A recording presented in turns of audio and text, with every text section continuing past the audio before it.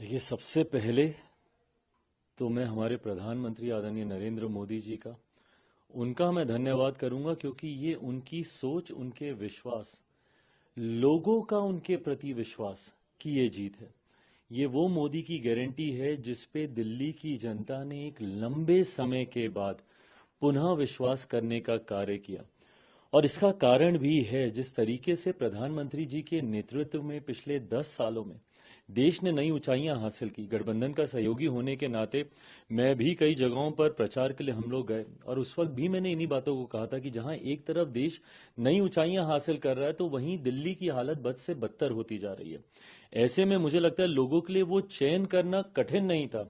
एक तरफ विकास का मॉडल था, दूसरी तरफ विनाश का मॉडल था। एक तरफ बढ़ता देश था, दूसरी तरफ दिल्ली जो कि बद से बदहाल होती जा रही थी। लोगों के बीच ये चुनाव करना आसान था, और दिल्ली की जनता ने ये चुनाव किया।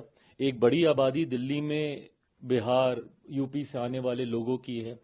हम लोगों ने अपने अपने राज्यों में देखा है कि किस तरीके से डबल इंजन की सरकार का लाभ मिलता है। उत्तर प्रदेश में डबल इंजन की सरकार हो या हमारे बिहार में डबल इंजन की सरकार हो, दिल्ली की जनता ने भी इस बात को महसूस किया। और खास तौर पर पूर्वांचल के लोग जो दिल्ली में रह रहे हैं, उनको इस बात का एहसास हुआ कि एक ऐसी सरकार जो सिर्फ बहाने बनाती है, और दूसरी तरफ एक डबल इंजन की सरकार जो तुरंत हम लोगों को लाभ देगी, हम लोगों की उम्मीदों पर खरा उतरेगी। इस सोच के साथ उन्होंने प्रधानमंत्री जी की सोच वाली सरकार को दिल्ली में चुनने का काम किया। दिल्ली भारत की राजधानी है, और इस राजधानी का वो मान सम्मान बरकरार रहे, इसके लिए जरूरी था कि दिल्ली में इस बार भारतीय जनता पार्टी की सरकार आए। मैं दिल्ली की जनता का खास तौर पर धन्यवाद दूंगा कि उन्होंने एक सही सोच वाली सरकार को चुनने का काम किया। और आने वाले समय में ये विश्वास मैं दिलाता हूं कि दिल्ली एक आदर्श राजधानी के तौर पर, एक मॉडल के तौर पर उभर कर आएगी। इस सोच के साथ अब हमारी सरकार यहां पर कार्य करेगी।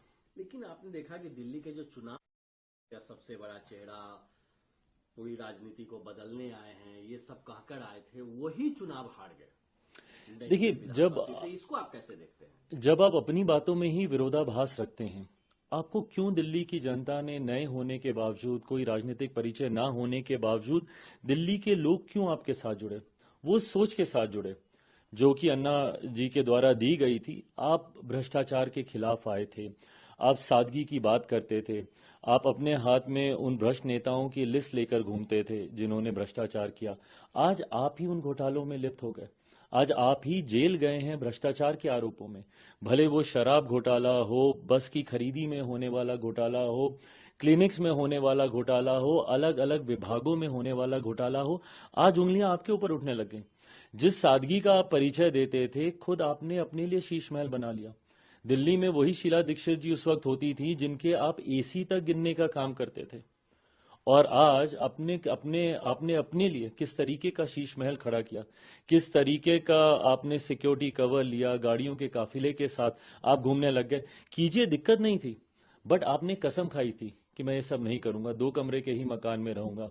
आपने तो विचारधारा तक से समझौता कर लिया।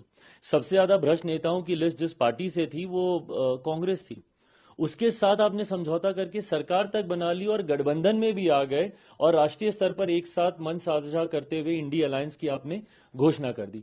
इन तमाम बातों का विरोधाभास जनता को समझ में आया, और उनको समझ में आया कि ये सिर्फ झूठ बोलने वाले, बहाने बनाने वाले भ्रष्ट नेताओं की एक टोली है जो पिछले 10 साल से दिल्ली को बर्बाद कर रही है।